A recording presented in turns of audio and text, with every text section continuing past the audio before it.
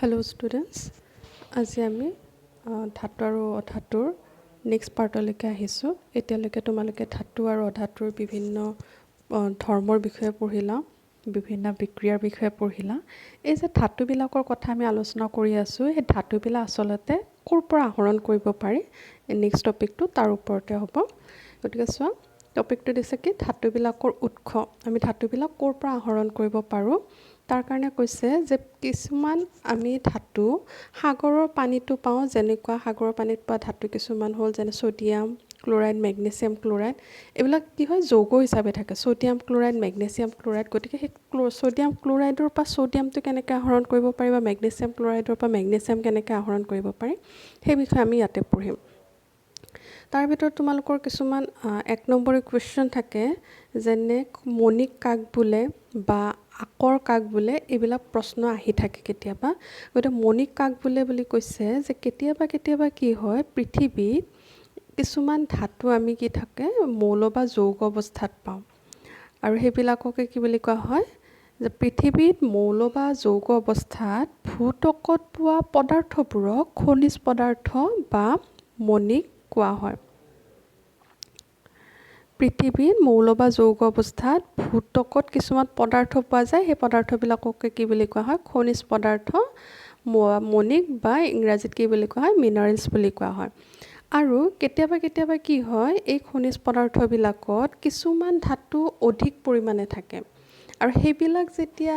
বাণিজ্যিকভাৱে কি কৰা হয়, তাৰ ধাতুবিলাক আহৰণ কৰা হয়, তাৰমানে সেই যৌগৰ পৰা পাৰ্টিকুলাৰ খনিজ পদাৰ্থ এটাৰ পৰা পাৰ্টিকুলাৰ কিছুমান ধাতু এক্সট্ৰাক্ট কৰা হয়, আহৰণ কৰা হয়, তেতিয়া সেই ধাতুটোক কি বুলি কোৱা হয়, খনিজ পদাৰ্থবিধক সেই ধাতুবিধৰ আকৰিক বা আকৰ বুলি কোৱা হয়। তাৰপিছত তোমালোকক এনেকৈ সুধিব পাৰে আকৰ কাক বোলে বা মণিক কাক বোলে, তেতিয়া তোমালোকে লিখিবা পৃথিৱীত বা মৌল বা যৌগ অৱস্থাত ভূত্বকত যিবিলাক খনিজ পদাৰ্থ পোৱা যায় সেইবিলাককে মণিক বুলি কোৱা হয়। আৰু আকৰ কাক বুলি কোৱা হয় যে কেতিয়াবা কিছুমান খনিজ পদাৰ্থত ধাতুৰ পৰিমাণ অধিক থাকে, আৰু সেই ধাতুবিলাক যেতিয়া লাভজনকভাৱে আহৰণ কৰা হয় তেতিয়া সেই খনিজ পদাৰ্থবিধক কি বুলি কোৱা হয়, ধাতুৰ আকৰ বুলি কোৱা হয়। এতিয়া চোৱা ধাতুবিলাক কেনেকৈ আহৰণ কৰে। গতিকে আমি যেনেকৈ পালোঁ সাগৰৰ পানীত কি থাকে, ছ'ডিয়াম ক্ল'ৰাইড, মেগনেছিয়াম ক্ল'ৰাইড থাকে। গতিকে ছ'ডিয়াম ক্ল'ৰাইডৰ পৰা ছ'ডিয়াম ধাতুটো কেনেকৈ আহৰণ কৰিব পাৰি বা মেগনেছিয়াম ক্ল'ৰাইডৰ পৰা মেগনেছিয়াম ধাতুটো কেনেকৈ আহৰণ কৰিব পাৰি, সেই বিষয়ে বা বেলেগ ধাতুবিলাক আমি আকৰৰ পৰা কেনেকৈ আহৰণ কৰিব পাৰোঁ সেই বিষয়ে ইয়াতে দিছে। তাৰ কাৰণে আমাৰ এখন যে সক্ৰিয়তা ক্ৰমৰ এখন টেবুল আছিলে, হয়নে, তালিকা এখন আছিলে। তোমালোকক মই কৈছিলোঁ যে পৰাপক্ষত কেইটামান হ'লেও তোমালোকে মনত ৰাখিবা, যেনে ছ'ডিয়াম, মেগনেছিয়াম এইবিলাক কি হয়, অতি সক্ৰিয় ধাতু আছিলে। গতিকে এই সক্ৰিয়তাৰ ৰিয়েক্টিভ ছিৰিজখন আমি জানিব লাগিব। তাৰে ভিতৰত আমি দেখা পাইছোঁ তলত কেইটামান ধাতু আছিলে, যেনে তোমালোকৰ আছিলে গ'ল্ড, চিলভাৰ। এইবিলাকে কেতিয়াও কি হয়, এইবিলাক ধাতু কম সক্ৰিয় বা নিষ্ক্ৰিয় আছিলে। ইহঁতে কাৰো লগত ৰিয়েকশ্যন অতি সহজে নকৰে, পৰাপক্ষত ইহঁতে ৰিয়েকশ্যন নকৰে, হয়নে, যে ইহঁতক মুক্ত অৱস্থাত পায়। তোমালোকে শুনিছা সোণৰ খনি, হয়নে, সোণৰ খনিবিলাকৰ পৰা কি কৰে, ডাইৰেক্ট সোণ আহৰণ কৰা হয়। গতিকে কিছুমান এনেকুৱা ধাতু আছে যিবিলাক কম সক্ৰিয় ধাতু, সেইবিলাকক মুক্তভাৱে আহৰণ কৰিব পাৰে, মুক্ত অৱস্থাতে সিহঁতক পাব পাৰি। ইহঁতে কোনো যৌগ হিচাপে নাথাকে, ডাইৰেক্ট কি থাকিব, মুক্তভাৱে মৌল হিচাপে থাকে। গতিকে সেইবিলাক শোধন কৰি পিনে কি কৰিব পাৰি, সেইবিলাক ধাতু আহৰণ কৰিব পাৰি। ইয়াতে দিছে চোৱা, উদাহৰণস্বৰূপে গ'ল্ড, চিলভাৰ, প্লেটিনাম, কপাৰ আদি প্ৰকৃতিত মুক্ত অৱস্থাত পোৱা যায়। তাৰে ভিতৰতো আকৌ কি দিছে, কপাৰ আৰু চিলভাৰ কেতিয়াবা ছালফাইড বা অক্সাইড আকৰ হিচাপেও পোৱা যায়। সক্ৰিয়তা শ্ৰেণীৰ ওপৰৰ ধাতুবোৰ যেনে sodium, potassium, calcium, magnesium, aluminium, ইহঁত ইমানেই সক্ৰিয় যে ইহঁতে কেতিয়াও মুক্তভাৱে তাতে নাথাকে। যেতিয়া সিহঁতে মুকলিভাৱে থাকে, সিহঁতে হয়তো অক্সিজেনৰ লগত ৰিয়েকশ্যন কৰিব, হয়তো পানীৰ লগত ৰিয়েকশ্যন কৰিব, সদায় ইহঁতক কি হয়, যৌগ অৱস্থাতে পোৱা যায়। সেইকাৰণে সেইবিলাক ধাতুক কি কৰা হয়, বিদ্যুৎ বিশ্লেষণ প্ৰক্ৰিয়াৰে সিহঁতক কি কৰিব লগা হয়, আহৰণ কৰিব লগা হয়। তাৰপিছত ইয়াতে চোৱা কিছুমান সেই আমি সক্ৰিয়তা শ্ৰেণীৰ যিবিলাক ধাতু আছিলে টেবুলখন চাই ল'বা তাতে চাবা এই টেবুলখনে আছিলে তোমালোকৰ বেলেগ একো নাছিলে এই টেবুলখনে তোমালোকৰ আছিলে হয়নে এই টেবুলখন চোৱা টেবুলখনত কি কৈছে যে মাজৰ যিবিলাক ধাতু আছে এইকেইটা কি কৰা হয় যেনে জিংক আইৰণ লেড কপাৰ এইবিলাকক কাৰ্বন বিজাৰণ পদ্ধতিৰে কি কৰিব লগা হয় সিহঁতৰ ধাতু আহৰণ কৰা হয় আৰু যিবিলাক একদম তলত আছে সেইবিলাক কি হয় ক'লো অলপ আগতে যে ইহঁত নিষ্ক্ৰিয় বা কম সক্ৰিয় ইহঁতে প্ৰকৃতিত মুক্ত অৱস্থাতে থাকে কৈছে সৰহভাগ ধাতুৰে আকৰবোৰ কিছুমান অক্সাইড কাৰণ অক্সিজেন এটা অতিশয় সক্ৰিয় মৌল আৰু এই প্ৰকৃতিত পৰ্যাপ্ত পৰিমাণে পোৱা যায় মানে বেছিভাগ আমি কি কৰোঁ এই যে ধাতুবিলাক আছে ধাতুবিলাক কি হয় বেছিভাগ অক্সাইড হিচাপে পোৱা যায়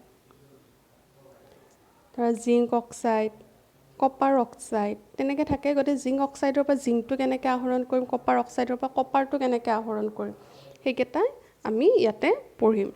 এতিয়া চোৱা যে সক্ৰিয়তাৰ ওপৰত নিৰ্ভৰ কৰি ধাতুবোৰক তিনিটা ভাগত ভগাব পাৰি এটা হ'ল কম সক্ৰিয় মজলীয়াভাৱে সক্ৰিয় আৰু অতি সক্ৰিয় প্ৰতি বিভাগৰ ধাতু নিষ্কাশনৰ বাবে বিশেষ পদ্ধতি ব্যৱহাৰ কৰা হয় যেনেকৈ ধৰা সোডিয়াম আমি যেনেকৈ সোডিয়াম অক্সাইডৰ পৰা সোডিয়াম যেনেকৈ আহৰণ কৰোঁ ঠিক তেনেদৰে আমি কপাৰ অক্সাইডৰ পৰা কপাৰ তেনেকৈ আহৰণ কৰিব নোৱাৰিবও পাৰোঁ কাৰণ সোডিয়ামটো কি হ'ল অতি সক্ৰিয় সি অক্সিজেনৰ লগত লগ লাগিলে কিবা মুকলিভাৱে ৰাখিলে সিহঁতে কি কৰিব অক্সিজেনৰ লগত ৰিয়েকশ্যন কৰিব আৰু সেই সোডিয়াম অক্সাইডৰ পৰা সোডিয়াম আহৰণ কৰাটো মানে কি হ'ব যেনেকৈ আহৰণ কৰিম কপাৰ অক্সাইডৰ পৰা কপাৰটো আমি তেনেকৈ আহৰণ কৰিব নোৱাৰিব পাৰোঁ গতিকে আমি পিছলৈকে পাই থাকিম যে কোনটো ধাতু কেনেকৈ আহৰণ কৰিব পৰা যায় আৰু প্ৰত্যেকটো ধাতু যেতিয়া আহৰণ কৰা হয় তাৰ কেইটামান ষ্টেপ থাকে এনেকুৱা নহয় যে ধুই পখালি ল'লে কি হয় যৌগটোৰ পৰা আমি এতিয়া অক্সাইডৰ পৰা আমি কি কৰিব নোৱাৰোঁ যৌগটোত ডাইৰেক্ট মানে কি কৰা হয় গৰম কৰিলোঁ ঠাণ্ডা কৰিলোঁ তেনেকুৱা কোনো এটা ষ্টেপতে আমি কি কৰিব নোৱাৰোঁ ধাতুটো পাব নোৱাৰোঁ কিছুমান ষ্টেপ থাকে ষ্টেপবিলাক চোৱা তোমালোকে এতিয়া এখন তালিকা ধুনীয়াকৈ দিছে তোমালোকৰ যে যিবিলাক অতি সক্ৰিয় ধাতু আছে অতি সক্ৰিয় ধাতু কোনবিলাক হ'ব পাৰে পটাছিয়াম সোডিয়াম কেলছিয়াম মেগনেছিয়াম এইবিলাক কি হয় অতি সক্ৰিয় ধাতু আৰু অতি সক্ৰিয় ধাতুবিলাক কি কৰা হয় বিদ্যুৎ বিশ্লেষণ পদ্ধতিৰে কি কৰা হয় তাহাঁতক আহৰণ কৰিব পৰা যায় আৰু বিদ্যুৎ বিশ্লেষণ পদ্ধতিৰে কি কৰা হয় বিশুদ্ধ ধাতুটো পায় এইবিলাক কি হয় প্ৰকৃতিত যৌগ অৱস্থাত আছে আৰু পটাছিয়াম অক্সাইড আছে সোডিয়াম অক্সাইড আছে এইবিলাকক কি হয় বিদ্যুৎ বিশ্লেষণ পদ্ধতি ব্যৱহাৰ কৰাৰ পিছতহে সিহঁতে আমি কি পাম সোডিয়াম পাম পটাছিয়াম সোডিয়াম কেলছিয়াম মেগনেছিয়াম আমি পাম তাৰপিছত মজলীয়ভাৱে সক্ৰিয় ধাতু যেনেকৈ আছিলে তোমালোকৰ লেড জিংক আইৰণ এইবিলাক ধাতু কি হ'ব পাৰে কিছুমান ধৰা লেড কাৰ্বনেট জিংক কাৰ্বনেট হিচাপেও থাকিব পাৰে জিংক ছালফাইড হিচাপেও থাকিব পাৰে কৈছে মজলীয়াভাৱে যিবিলাক সক্ৰিয় ধাতু সেইবিলাকে কি হয় কাৰ্বনেটৰ লগতো যৌগ হিচাপে থাকিব পাৰে ছালফাৰৰ লগতো যৌগ হিচাপে থাকিব পাৰে আৰু সিহঁতে যেনেকৈ যৌগ হিচাপে থাকিব তেতিয়া আমি সেই দুটা ডিফাৰেণ্ট প্ৰচেছ আমি কি কৰিম পদ্ধতি আমি ব্যৱহাৰ কৰিম যদি সিহঁতে কাৰ্বনেট আকৰ হিচাপে থাকে তেনেহ'লে আমি দগ্ধীকৰণ পদ্ধতি ব্যৱহাৰ কৰিম যদি ছালফাইড আকৰ হিচাপে থাকে আমি তাক কি কৰিম তাপজাৰণ পদ্ধতিৰে আমি ব্যৱহাৰ কৰিম ব্যৱহাৰ কৰাৰ পিছত আমি অক্সাইড পাম আৰু সেই অক্সাইডটোক আমি কি কৰিম বিজাৰণ কৰিম বিজাৰণ মানে কি আছিলে তাৰ পৰা অক্সিজেনটো আমি কি কৰিম ৰিমুভ কৰিম আৰু ৰিমুভ কৰাৰ পিছত আমি কি পাম সেই পাৰ্টিকুলাৰ ধাতুটো আমি পাম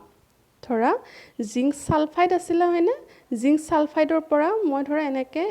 চিম্পলকৈ বুজাই দিছোঁ এতিয়া জিংক ছালফাইড আছে ধৰা জিংক ছালফাইডৰ পৰা মই কি কৰিম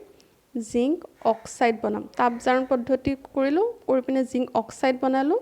জিংক অক্সাইড কৰি পিনে মই বিজাৰণ পদ্ধতি ব্যৱহাৰ কৰিম এই অক্সিজেনটো মই কি কৰিম ৰিমুভ কৰাৰ পিছত মই কি পাম জিংক পাম গতিকে এনেকুৱা ধৰণৰ পদ্ধতি ব্যৱহাৰ কৰি আমি প্ৰত্যেকটো ষ্টেপ চাম ষ্টেপ চাই পিনে পিছলৈকে বুজি পাবা ইয়াতে জাষ্ট তালিকাখন দি পিনে তোমালোকক বুজাব চেষ্টা কৰিছে আৰু যিবিলাক কম সক্ৰিয় ধাতু আছে বা নিষ্ক্ৰিয় ধাতু আছে সেইবিলাক কেতিয়াবা কি থাকিব পাৰে সালফাইড আকৰ হিচাপে থাকে আৰু যদি সালফাইড আকৰ হিচাপে থাকে সদায় আমি তাপ জাৰণ সদায় আমি হিট দিওঁ হিট দিয়াৰ পিছত সেইটো কি কৰিব তাপ জাৰণৰ পিছত সেই ধাতুটো আমি পাম আৰু ধাতুটো আমি কি কৰিম শোধন কৰিম ফিল্টাৰ পিউৰিফাই কৰিম শোধন কৰি পিনে আমি সেই ধাতুটো বিভিন্ন কামত ব্যৱহাৰ কৰিব পাৰিম এইটো হ'ল আমাৰ যে এনেই তোমাক তালিকা হিচাপত দি দিছে যে কেনেকৈ আমি পাব পাৰোঁ ধাতুবিলাক কেনেকৈ এতিয়া আমি সেইখিনি ডিটেইলছত পঢ়িম যে আকৰ গাঢ়ীকৰণ যে খনিৰ পৰা যেতিয়া ধাতু আকৰবিলাক আহৰণ কৰা হয় তেতিয়া কি হয় সিহঁতৰ লগত বহুতো কিছুমান অশুদ্ধি থাকিব পাৰে যেনে মাটি বালি এইবিলাক মিহলি হৈ থাকে আৰু এই অশুদ্ধি বা অপদ্ৰব্যবোৰক কি বুলি কোৱা হয় খনিজ মল বুলি কোৱা হয় গতিকে খনিজ মল মানে কি হয়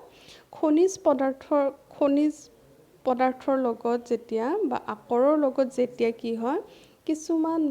অশুদ্ধি মিহলি হৈ থাকে এই অশুদ্ধিবিলাককে কি বুলি কোৱা হয় খনিজ মল বুলি কোৱা হয় আৰু যেতিয়া ধাতু এটা নিষ্কাশন কৰিম ধাতু নিষ্কাশন মানে কি হয় যৌগটোৰ বা ধাতুটো যেতিয়া আমি আহৰণ কৰিম তেতিয়া ফাৰ্ষ্ট কাম হ'ব আমাৰ কি হ'ব এই যিবিলাক ইম্পিউৰিটিজ আছে যিবিলাক অশুদ্ধি আছে সেইবিলাক আগতে আমি কি কৰিব লাগিব আঁতৰ কৰিব লাগিব আৰু এই অশুদ্ধিবিলাক আঁতৰ কৰোঁতে আমি কি কৰিব পাৰোঁ বিভিন্ন ধৰণৰ পদ্ধতি ব্যৱহাৰ কৰিব পাৰোঁ কাৰণ আকৰবিলাক কেনেকুৱা হয় বা যিবিলাক অশুদ্ধি আছে সেইবিলাক কেনেকুৱা হয় সেইবিলাকৰ ওপৰত ডিপেণ্ড কৰি পিনেহে আমি কি কৰিব পাৰোঁ বিভিন্ন পদ্ধতি এতিয়া ধৰা মাটি বা বালি আছে তেতিয়া আমি কি কৰিব পাৰোঁ চালনীৰে চেকি পিনে কৰিব পাৰোঁ আৰু যদি কিবা বেলেগ থাকে যিবিলাক কি হৈছে একেবাৰে ফিউজড হৈ আছে একেবাৰে লগ লাগি আছে যিটো আমি চালনীৰে চালি পিনে ধৰা আমি কি কৰিব নোৱাৰোঁ তাক সেইখিনি অশুদ্ধিখিনি আঁতৰাব নোৱাৰোঁ তেতিয়া আমি কি কৰিব লাগিব বিভিন্ন পদ্ধতি আমি ব্যৱহাৰ কৰিব লাগিব এতিয়া চোৱা ফাৰ্ষ্টতে আমি পঢ়িম যিবিলাক কম সক্ৰিয় ধাতু আছে যিবিলাক মানে একদম নিষ্ক্ৰিয় ধাতু মানে কি আছিলে আমাৰ এক্সাম্পল দিছিলে তোমাৰ চিলভাৰ গোল্ড প্লেটিনাম কপাৰ হয়নে মাৰ্কিউৰি এইবিলাক কি হয় একেবাৰে নিষ্ক্ৰিয় ইয়াৰ ভিতৰত তোমালোকৰ মাৰ্কিউৰি আৰু কপাৰৰ বিষয়ে দিছে চোৱা এইবিলাক ধাতুৰ অক্সাইড উত্তপ্ত কৰি ধাতুলৈ বিজাৰিত কৰিব পাৰি যেনে চিনাবাৰ এইটো মনত ৰাখিবা 1 নম্বৰ প্ৰশ্ন চিনাবাৰ কি হয় চিনাবাৰ মাৰ্কিউৰিৰ এটা আকৰিক চিনাবাৰৰ সংকেত কি কাৰণ মাৰ্কিউৰি যেতিয়া সালফাইড যৌগ হিচাপে থাকিব তেতিয়া তাক কি বুলি কোৱা হয় চিনাবাৰ বুলি কোৱা হয় এই চিনাবাৰটো কি হয় যেতিয়া বতাহৰ উপস্থিতিত ইয়াক যেতিয়া অক্সিজেনৰ লগত কি কৰা হয় গৰম কৰা হয় বা হিট দিয়া হয় তেতিয়া চিলভাৰ সালফাইডৰ পৰা কি হৈ যাব হি মাৰ্কিউৰিক অক্সাইডলৈকে কি হ'ব হি বিজাৰিত হ'ব চোৱা ফাৰ্ষ্টতে কি কৰিব লাগিব আমি চিলভাৰহে কৈ আছোঁ মই মাৰ্কিউৰিক সালফাইড বা এইটো কি বুলি কোৱা হয় চিনাবাৰ বুলি কোৱা হয় চিনাবাৰক যেতিয়া কি কৰা হয় অক্সিজেনৰ উপস্থিত যেতিয়া গৰম কৰা হয় তেতিয়া আমি কি পাম মাৰ্কিউৰিক অক্সাইড আমি পাম আৰু এই সালফাৰটো কি হ'ব সালফাৰ ডাইঅক্সাইড হিচাপে আমি গেছ এটা পাম এই যেটো মাৰ্কিউৰিক অক্সাইড আছে তাক যেতিয়া আৰু গৰম কৰিম তাপ জাৰণ পদ্ধতি মানে কি হয় তাপ বেছিকে দিয়া হয় নামটো শুনিলে তোমালোকে ভালকে বুজি পাবা তাপ জাৰণ মানে কি হয় অক্সিজেন যোগ কৰি আছো হয়নে অক্সিজেন কেনেকৈ যোগ কৰি আছো তাপ দি পিনে অক্সিজেন আমি কি কৰি আছো যোগ কৰি আছো গতিকে কি কৈছে যেতিয়া এই মাৰ্কিউৰিক অক্সাইডটোক আৰু গৰম কৰা হয় তেতিয়া কি কৰা হ'ব অক্সিজেনটো বিজাৰণ হৈ যাব অক্সিজেনটো তাৰমানে ৰিমুভ হৈ পিনে আমি কি পাম এই মাৰ্কিউৰিটো আমি মুক্ত অৱস্থাত পাম আৰু মাৰ্কিউৰিটো কি হ'ব আগতে তোমালোকে পাইছা হি লিকুইড হিচাপে থাকে জুলীয়া ধাতু হয়নে গতিকে তেনেকৈ আমি কি কৰিব পাৰোঁ মাৰ্কিউৰিক সালফাইড বা চিনাবাৰৰ পৰা আমি মাৰ্কিউৰি ধাতু আহৰণ কৰিব পাৰোঁ তেনেকৈ কপাৰৰ আকৰিক তাৰমানে কিউপ্ৰিক সালফাইড বা কপাৰ সালফাইডৰ পৰা কি কৰিব পৰা যায় যে তেনেকৈও আমি কপাৰ ধাতুটো আহৰণ কৰিব পাৰিম। ফাৰ্ষ্টতে আমি এইটো কি কৰিম, এই গোটেইটো এই যিমানখিনি কৰিছে এই গোটেইবিলাক কি হৈ আছে, তাপ জাৰণ পদ্ধতি ইউজ কৰা হৈছে ইয়াতে। তাপ জাৰণ পদ্ধতিত কি কৰা হৈছে, ইয়াতে তাপৰ উপস্থিতিত অক্সিজেন কি কৰা হৈছে, অক্সিজেনৰ লগত বিক্ৰিয়া কৰিব দিছে। যেতিয়া ছালফাইড কপাৰ ছালফাইডক অক্সিজেনৰ লগত বিক্ৰিয়া কৰিব দিয়া হৈছে, তেতিয়া কি হৈছে, কিউপ্ৰাছ অক্সাইড আমি পাইছোঁ। আৰু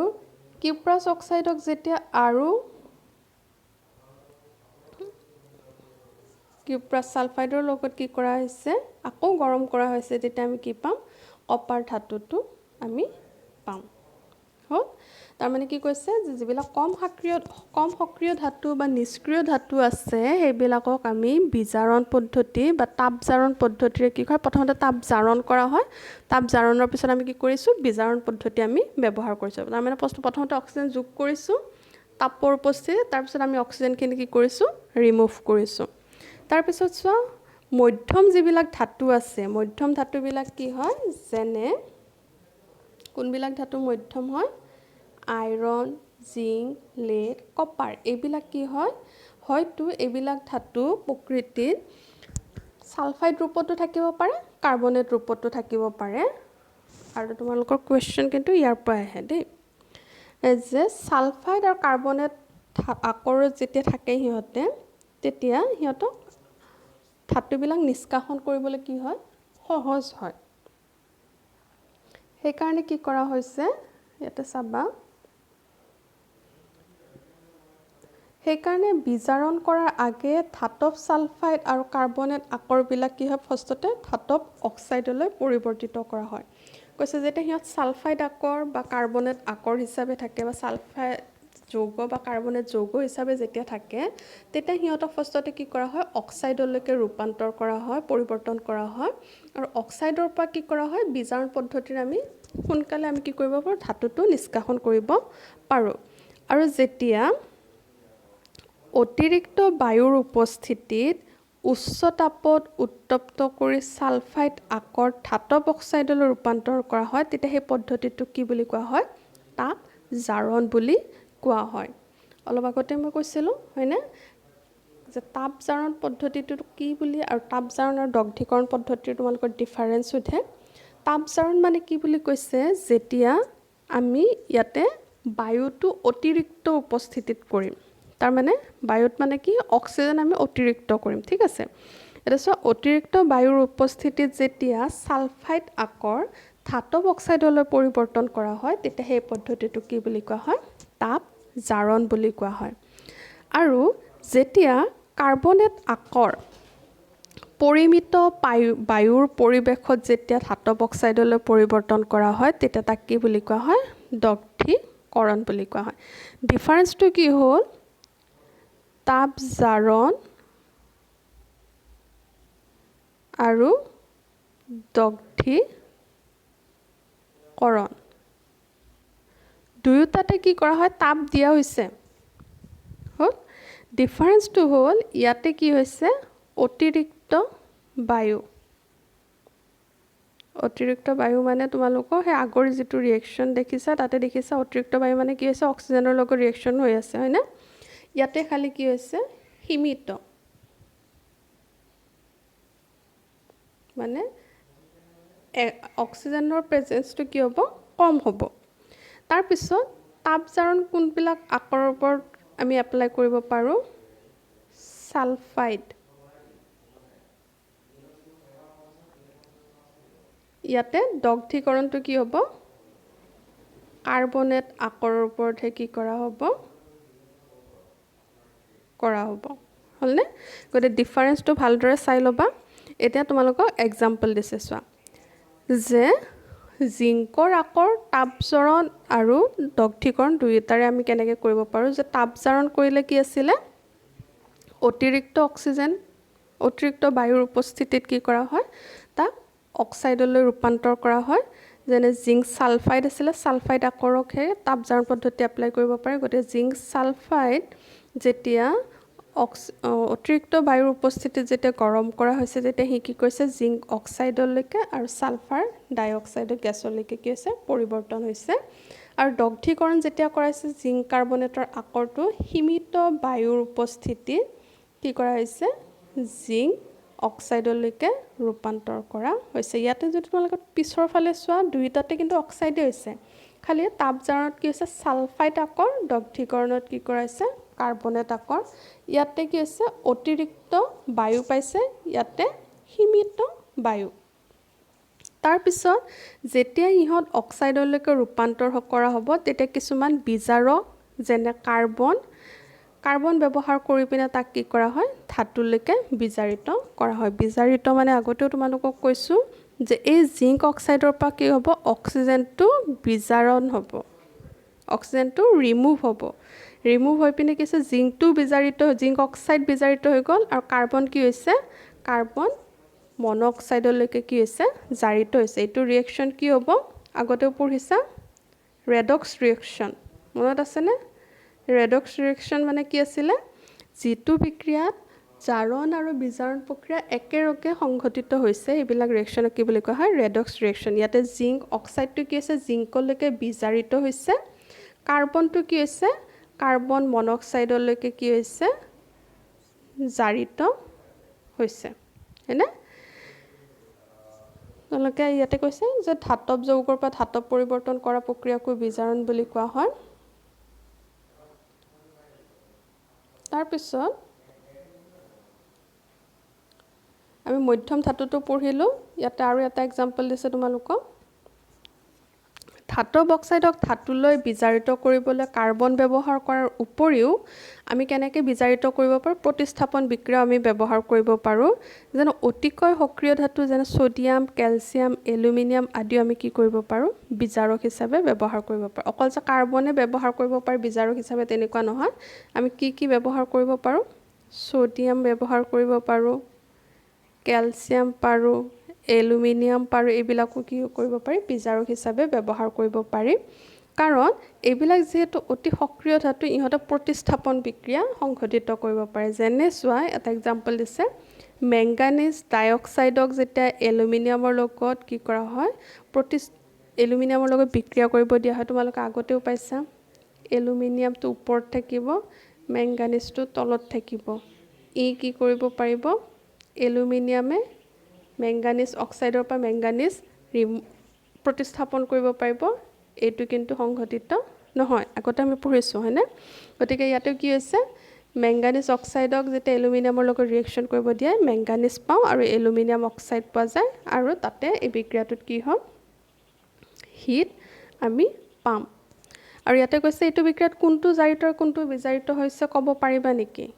পাৰিবানে মেংগানিজ অক্সাইডটো কি হৈছে মেংগানিজলৈকে বিজাৰিত হৈছে এইটো বিজাৰণ বা বিজাৰিত লিখিব পাৰা আৰু এলুমিনিয়ামটো এলুমিনিয়াম অক্সাইডলৈকে হৈছে এইটো জাৰিত হৈছে অক্সিজেন পাইছে সেইটোত অক্সিজেন নোহোৱা হৈছে হ'ল এইবোৰ প্ৰতিস্থাপন বিক্ৰিয়া যথেষ্ট তাপবৰ্জী উদ্ভৱ হোৱা তাপৰ পৰিমাণ ইমান হয় যে যিটো আমি ধাতু পাম এই ধাতুটো কি হ'ব গলিত অৱস্থাতহে পোৱা যাব দৰাচলতে আইৰণ অক্সাইডৰ লগত এলুমিনিয়াম বিক্ৰিয়াটো ৰেল লাইন জোৰা দিবলৈ বা যন্ত্ৰপাতিৰ ভগা অংশ জোৰা লগাবলৈ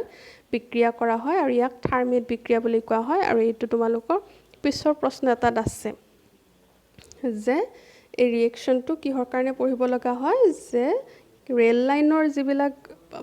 যদি ভঙা অংশ আছে সেইবিলাক জোৰা লগাবৰ কাৰণে কি কৰা হয় আইৰণ আৰু এলুমিনিয়ামৰ কি কৰা হয় ৰিয়েকশ্যন কৰিবলৈ দিয়া হয় কাৰণ এই অৱস্থাত কি হ'ব যি আইৰণ আমি পাম সেই আইৰণটো কি হ'ব গলিত অৱস্থা আমি পাম গলিত অৱস্থাত পালে কি কৰা হ'ব সি তেনেকৈ জোৰা লগাব পৰা যাব গতিকে এইটো কিন্তু মনত ৰাখিবা দেই থাৰ্মিট পদ্ধতি বা থাৰ্মিট বিক্ৰিয়া এইটোৰ ওপৰত প্ৰশ্ন আছে পিছলৈকেও আছে তোমালোকৰ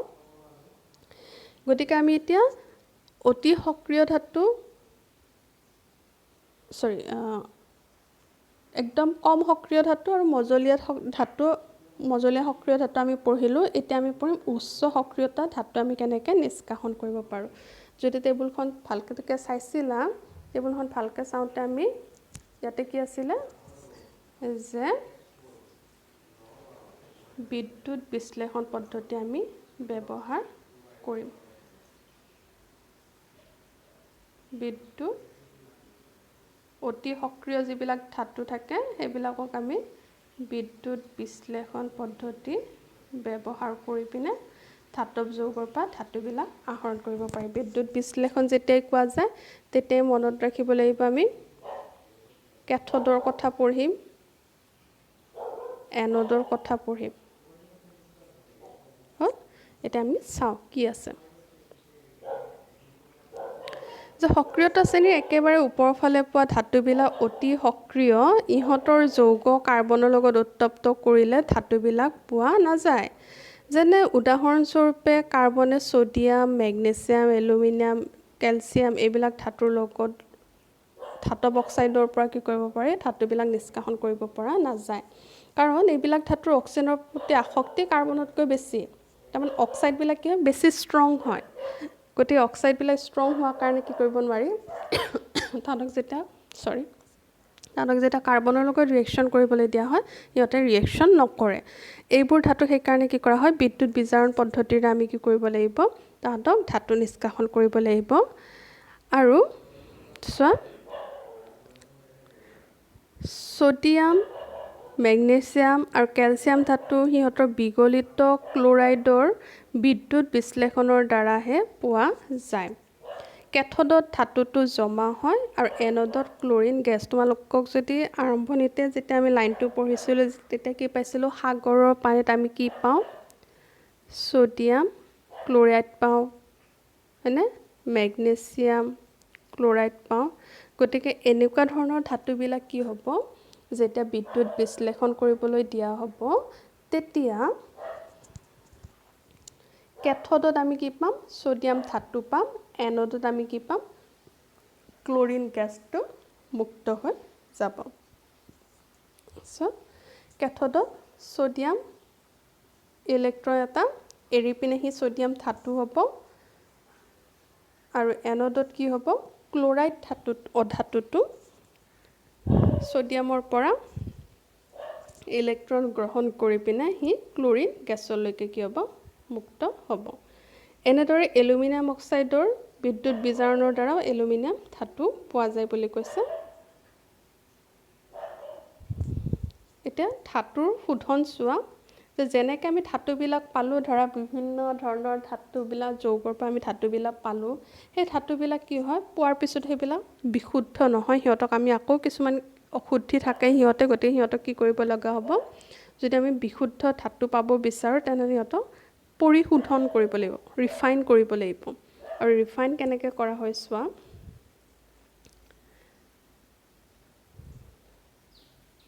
copper zinc tin nickel silver gold আদি ধাতু এই পদ্ধতিৰে পৰিশোধন কৰা হয় এই পদ্ধতিত অশুদ্ধ ধাতুৰ এনোড আৰু বিশুদ্ধ ধাতুৰ পাত এচলা কেথোড হিচাপে ব্যৱহাৰ কৰা হয় আৰু ধাতুটোৰ লৱণৰ দ্ৰৱ এটা বিদ্যুৎ বিশ্লেষক হিচাপে ব্যৱহাৰ কৰা হয় চাবা কি কৈছে অশুদ্ধ ধাতুৰ এনোড তাৰমানে আমি যিটো ধাতু আমি লওঁ যিটো ধাতু আমি ফিল্টাৰ কৰিব লগা আছে ফিল্টাৰটোত কিছুমান ইম্পিউৰিটিজ মিক্স হৈ আছে কিছুমান অশুদ্ধ মিক্স হৈ আছে গতিকে সেইটো আমি এনোড হিচাপে ব্যৱহাৰ কৰিম আৰু পিউৰিফাইড ধাতু এটা আমি কি কৰিম কেথোড হিচাপে আমি ব্যৱহাৰ কৰিম আৰু ধৰা ধাতুটোৰ লৱণৰ দ্ৰৱ এটা বিদ্যুৎ বিশ্লেষক এইটো যদি আমি ডায়েগ্ৰাম চোৱা তাতে চোৱা কপাৰ সালফেট দ্ৰৱটো কি হ'ব বিদ্যুৎ বিশ্লেষ্য দ্ৰব্য হিচাপে ব্যৱহাৰ কৰা হ'ব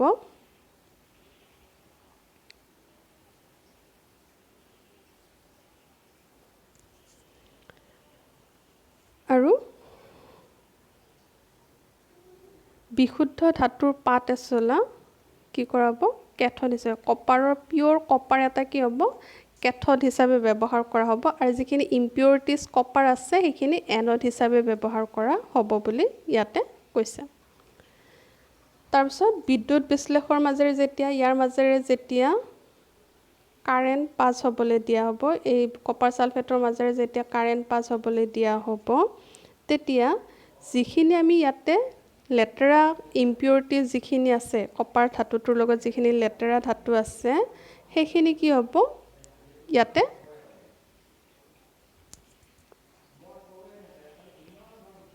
ধাতুখিনি কি হ'ব ইয়াতে মিক্স হৈ যাব কি বুলি কৈছে যে একে পৰিমাণৰ বিশুদ্ধ ধাতু বিদ্যুৎ বিশ্লেষৰ পৰা গৈ পিনে কেথোডত জমা হ'ব ইয়াতে যিখিনি লেতেৰা আছিলে লেতেৰাখিনি ইয়াতে মিক্স হৈ যাব আৰু যিখিনি পিওৰ আছে এই কেথোডত গৈ পিনে কি হ'ব ইয়াতে পিওৰ কপাৰ আছিলে হয়নে ইয়াতে যিখিনি লেতেৰা আছিলে এইখিনি ইয়াতে মিক্স হৈ গ'ল আৰু যিখিনি ইয়াৰ পৰা পিওৰ আছে এইখিনি গৈ পিনে কি হ'ব কেথোডত জমা হ'ব দ্ৰৱণীয় অশুদ্ধিবোৰ দ্ৰৱীভূত হৈ ৰোৱাৰ বিপৰীতে অদ্ৰৱণীয় অশুদ্ধিবোৰ বিদ্যুৎ কোষৰ এনডৰ তলি ভাগত গেদ হিচাপে জমা হয় আৰু এই গেদকে কি বুলি কোৱা হয় এনড বোকা বুলি কোৱা হয় তাৰপিছত কোৱেশ্চন আনসাৰ দিছে যে তলত দিয়া ধাতুবিলাকৰ তোমালোকৰ সংজ্ঞা লিখা মণিক কাক বোলে আকৰ কাক বোলে খনিজমল কাক বোলে মই সকলোখিনি তোমালোকক ডেছক্ৰিপশ্যন দিয়ে দিছোঁ হয়নে প্ৰকৃতিত মুক্ত অৱস্থাত পোৱা দুটা ধাতুৰ নাম লিখা তেওঁলোকে বিভিন্ন ধাতুৰ লিখিব পাৰা সোণ ৰূপ প্লেটিনাম কপাৰ গোটেইবিলাক কি হয় তাৰ ভিতৰত সোণ ৰূপটো লিখিলে ভাল হ'ব মুক্ত অৱস্থাত পোৱা দুটা ধাতুৰ নাম যিহেতু দিছে অক্সাইডৰ পৰা ধাতু উৎপন্ন কৰিবলৈ কি ৰাসায়নিক পদ্ধতি ব্যৱহাৰ কৰা হয় বিভিন্ন ধৰণৰ ৰাসায়নিক পদ্ধতি ব্যৱহাৰ কৰা হয় তাপজাৰণ দগ্ধীকৰণ বিজাৰণ সকলোবিলাক কি কৰা হয় ৰাসায়নিক পদ্ধতি ব্যৱহাৰ কৰা হয় ক্ষয়ী ভৱনটো একেলগে তোমালোকক মই পঢ়াই ইয়াতে কৈ দিওঁ ক্ষয়ী ভৱন মানে কি আছে যে তোমালোকে আগৰ অধ্যায়তে পাই আহিছা যে চিলভাৰৰ বাচনবিলাক কি হয় কিছু সময় যদি বতাহত ৰাখি থোৱা হয় ইহঁতৰ ওপৰত কলা আৱৰণ এটা পৰে সাধাৰণতে কি হয় যে বতাহৰ উপস্থিতিত চিলভাৰে সালফাৰৰ সৈতে বিক্ৰিয়া কৰি চিলভাৰ সালফাইড এটা আৱৰণ এটা তৰপ পেলায় চিলভাৰৰ ওপৰত কি হয় চিলভাৰৰ ওপৰত চিলভাৰ সালফাইডৰ এটা তৰপ পৰে আৰু কৈছে আৰু এটা এক্সাম্পল পাইছিলোঁ আমি কপাৰে যেতিয়া কাৰ্বন ডাই অক্সাইডৰ লগত বিক্ৰিয়া কৰে তেতিয়া কপাৰৰ মুগা ৰংটো কি হৈ যায় সেউজীয়া হৈ পৰে আৰু এই সেউজীয়া পদাৰ্থ কি হয় কপাৰ কাৰ্বনেট তাৰ মানে কি পালো আমি চিলভাৰ সালফাইড আৰু কপাৰ কাৰ্বনেট এইবিলাক কি হ'ল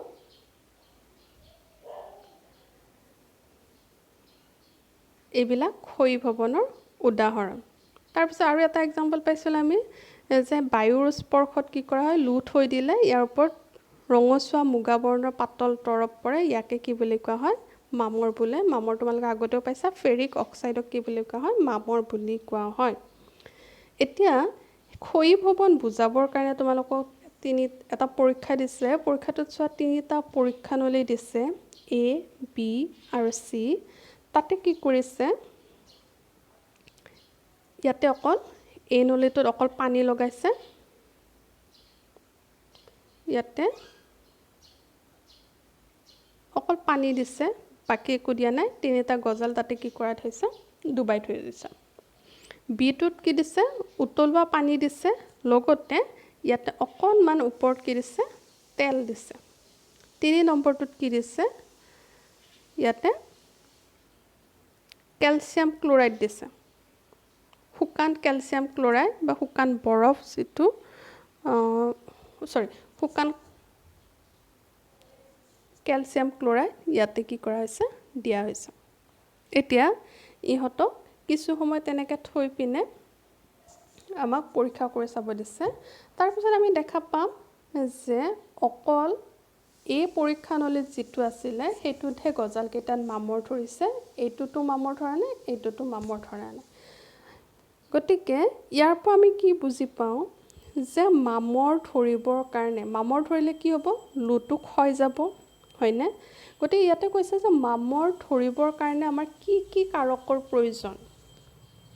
ইয়াতেও পানী আছিলে, হয়নে? ইয়াতো পানী আছিলে, কিন্তু এইকেইটা গজালত মামৰ ধৰিলে, এইটোত মামৰ ধৰা নাই। কাৰণটো কি হ'ল যে এই পানীৰ ওপৰত কি আছে, তেল আছিলে, হয়নে? আৰু এই যে 3 নম্বৰ যিটো পৰীক্ষানলী আছিলে, পৰীক্ষানলীটোত কি আছিলে, কেলছিয়াম ক্লৰাইড আছিলে। যিখিনি কেলছিয়াম ক্লৰাইড কি আছিলে, শুকান আছিলে। সেইকাৰণে শুকান থকাৰ কাৰণে কি হৈছে, যিখিনি বায়ু আছিলে, বায়ুখিনি শুকান আছে। তাৰমানে আমি এই পৰীক্ষাটোৰ পৰা এটা কথাই বুজি পাওঁ যে গজালত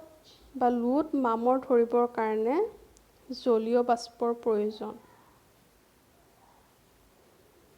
এই পৰীক্ষানলীটোত কেলছিয়াম ক্লৰাইড আছিলে। কেলছিয়াম ক্লৰাইডে কি কৰিছে,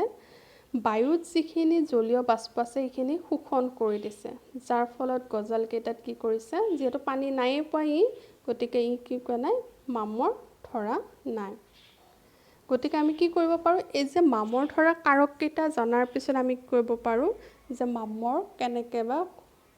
ক্ষয় কেনেকৈ প্ৰতিৰোধ কৰিব পৰা যায়। সেইকাৰণে লুত মামৰ ধৰা প্ৰতিৰোধ কৰিবৰ কাৰণে আমি কি কৰিব পাৰোঁ, ৰং দিব পাৰোঁ, হয়নে? ৰং দিলে কি হ'ব, পানীৰ লগত বিক্ৰিয়া নহ'ব লোহাৰ। হয়তো তেল সানিব পাৰোঁ, অইলিং কৰিলেও কি হয়, তাতে কি নহয়, জলীয় বাষ্পৰ অক্সিজেন নাপাব, তেতিয়া লুৱে কি কৰিব নোৱাৰে, লুবিলাকত মামৰ ধৰিব নোৱাৰোঁ। গ্ৰীজ সানিব পাৰোঁ, দস্তা লেপন কৰিব পাৰি, বা ক্ৰমপ্লেটিং বা নতুবা এনডীকৰণ নাইবা সংকৰ ধাতু প্ৰয়োগ কৰি পিনেও আমি কি কৰিব পাৰোঁ, ক্ষয় প্ৰতিৰোধ কৰিব পাৰি। এতিয়া দস্তা লেপন কাক বুলি তোমালোকক সুধিয়ে থাকে। দস্তা লেপন হ'ল ষ্টীল আৰু লুট মামৰ নধৰিবৰ বাবে জিংকৰ এটা আৱৰণ দিয়া পদ্ধতি। সংকৰ ধাতু কাক বুলি তোমালোকক সোধে, আগতেও পাইছা, ইয়াতে তোমালোকক আৰু দিছে চোৱা। সংকৰ ধাতু প্ৰস্তুত কৰি ধাতৱ গুণাগুণ উন্নত কৰা হয়। সংকৰ ধাতু তৈয়াৰ কৰি ধাতুৰ গুণাগুণ আমি বিচৰা ধৰণে সাল সলনি কৰিব পাৰোঁ। উদাহৰণ হিচাপে লু এবিধ বহুলভাৱে ব্যৱহৃত ধাতু, কিন্তু ইয়াক কেতিয়াও বিশুদ্ধ ৰূপত পাব নোৱাৰি। আৰু যদি বিশুদ্ধ লু পোৱাও যায় তেনেহ'লে কি হয়, ই খুব কোমল হয় আৰু গৰম কৰিলে ই কি হৈ যায়, স্প্ৰেড হৈ যায়, বিস্তাৰিত হৈ যায়। সেইকাৰণে লুৰ লগত যদি অলপমান কাৰ্বন মিহলোৱা হয় তেতিয়া সি কি হয়, খুব ষ্ট্ৰং হৈ যায়। আৰু লুৰ লগত নিকেল আৰু ক্ৰমিয়াম মিহলাই আমি ষ্টেইনলেছ ষ্টীল পাওঁ। ঘৰত যে আমি বাচনবিলাক ব্যৱহাৰ কৰোঁ, ষ্টীলৰ বাচনবিলাক, সেইবিলাকত কি কৰিছে, লু, নিকেল আৰু ক্ৰমিয়াম এই তিনিওটা বস্তু মিক্স কৰা হয়। আৰু ষ্টেইনলেছ ষ্টীল টান আৰু মামৰ নধৰে। সেইকাৰণে তোমালোকে মন কৰিলে আমি ষ্টীলৰ বাচনবিলাকত ইমান সোনকালে কি নহয়, মামৰ নধৰে।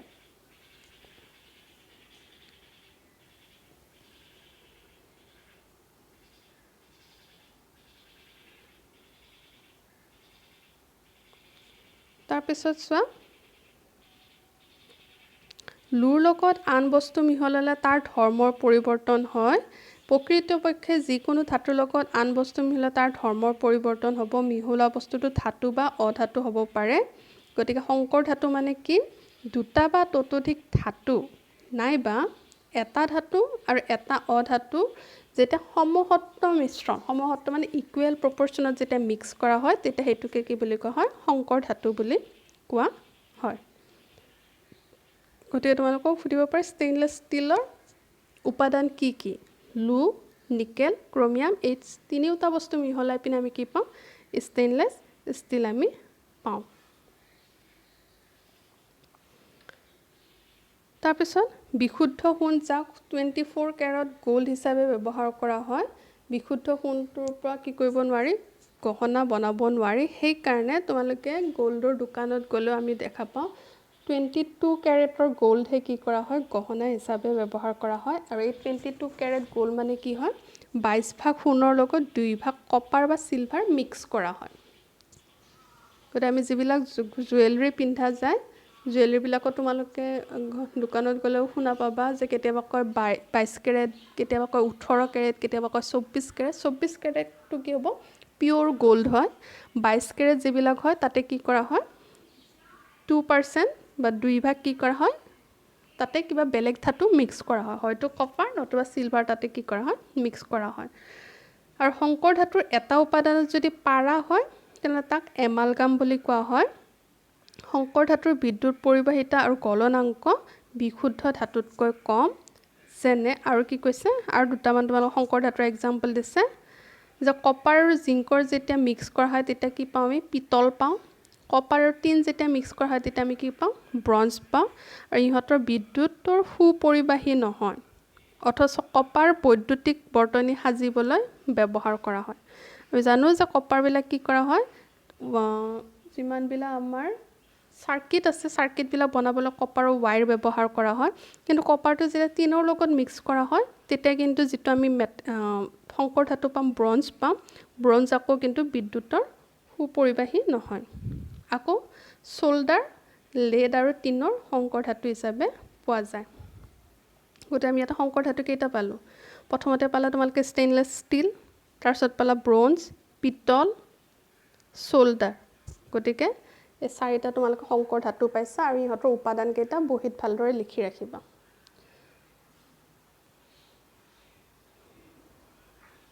আমি জানো সাধাৰণতে লো কি হয়, লো মুকলিভাৱে ৰাখিলে মামৰ ধৰে, হয়নে? কিন্তু আমাৰ ইণ্ডিয়াত কুতুব মিনাৰৰ ওচৰত এটা লোৰ স্তম্ভ আছে আৰু এই লোৰ স্তম্ভটো প্ৰায় 1600 বছৰ পুৰণি আৰু ইহঁতৰ আমাৰ ইণ্ডিয়াৰ ইঞ্জিনিয়াৰবিলাকে বনাইছিলে। অভিযন্তা মানে পুৰণি যিবিলাক আমাৰ ৰজা মহাৰজাৰ দিন আছিল তেতিয়াই এইটো বনোৱা হৈছিলে। আৰু তেওঁলোকে নিশ্চয় ইমান দিন 1600 বছৰ পুৰণি লোহাটোত এতিয়াও মামৰ ধৰা নাই। আৰু বহুতো চাইণ্টিষ্টে পৰীক্ষা নিৰীক্ষা কৰি গৈছে, পৰীক্ষা নিৰীক্ষা কৰি পিনে এতিয়াও কিন্তু ওলাব পৰা নাই যে এই লোত কি মিক্স কৰা হৈছিলে যাৰ ফলত লোত এতিয়াও মামৰ ধৰা নাই। এতিয়া তাৰমানে এইটো কি হৈছে খুব আচৰিত বিস্ময়কৰ কথা এইটো যে এইটো প্ৰায় 4 মিটাৰ ওখ আৰু প্ৰায় 6000 কেজি ওজনৰ হয়। আৰু এইটোত কিয় এতিয়াও মামৰ ধৰা নাই? লোৰ লগত এনেকুৱা কি পদাৰ্থ মিক্স কৰা হৈছিলে যে এতিয়াও তাতে মামৰ ধৰা নাই? এইটো হ'ল আমাৰ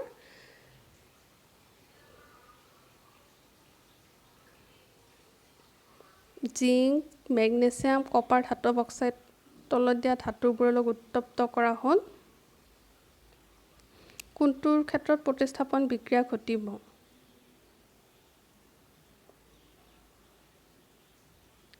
জিংক অক্সাইডে জিংকৰ লগত ৰিয়েকশ্যন নকৰে, মেগনেছিয়ামৰ লগত নোৱাৰিব, কপাৰৰ লগত প্ৰতিস্থাপন বিক্ৰিয়া হ'ব ইয়াতে। মেগনেছিয়াম অক্সাইডে জিংকৰ লগত পাৰিব, মেগনেছিয়ামৰ লগত নহয়, কপাৰৰ লগত পাৰিব। কপাৰ অক্সাইডে জিংকৰ লগতো নোৱাৰে, মেগনেছিয়ামৰ লগতো নোৱাৰে, কপাৰৰ লগতো নোৱাৰে। কোনবোৰ ধাতু সহজে ক্ষয় নহয়? যিবোৰ ধাতু নিষ্ক্ৰিয় হয় সেইবিলাক ধাতু সহজে ক্ষয় নহয়। সংকৰ ধাতু কাক বোলে অলপ আগতে আমি পঢ়িলোঁ। গতিকে এইখিনি প্ৰশ্ন উত্তৰ তোমালোকে লিখি ৰাখিবা। মই ক্লাছ খুলিলে স্কুল খুলিলে আনচাৰ চাই দিম।